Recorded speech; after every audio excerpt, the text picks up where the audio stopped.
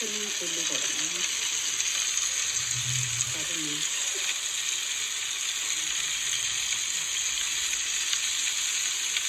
இஞ்சி காய் paste.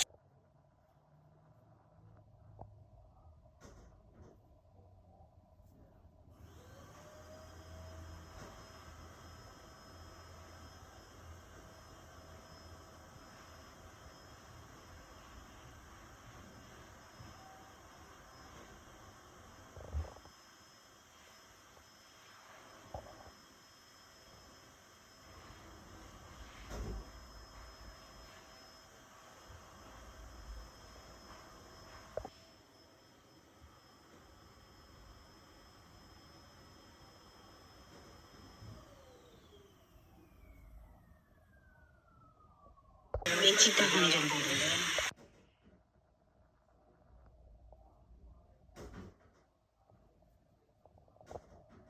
Potato beef ரொட்டி எப்படி செய்யலான்னு பார்க்கலாம்.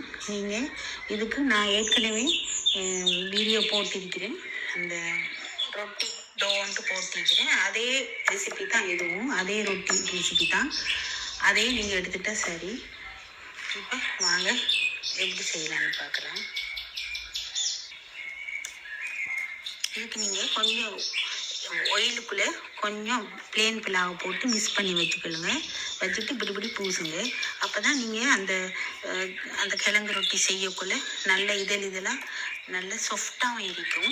இல்லாட்டி நீங்கள் கடையிலலாம் வேண்டி சாப்பிடும்போது அது கொஞ்சம் மாத்தன்மையாக இருக்கும். உள்ளுக்கு கடிக்கும் போது மாத்தன்மையாகும். இது அப்படி இருக்காது.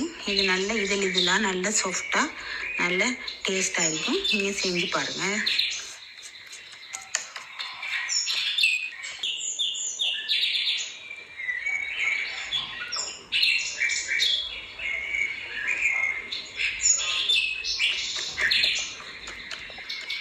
பூசுங்க லைட்டாக.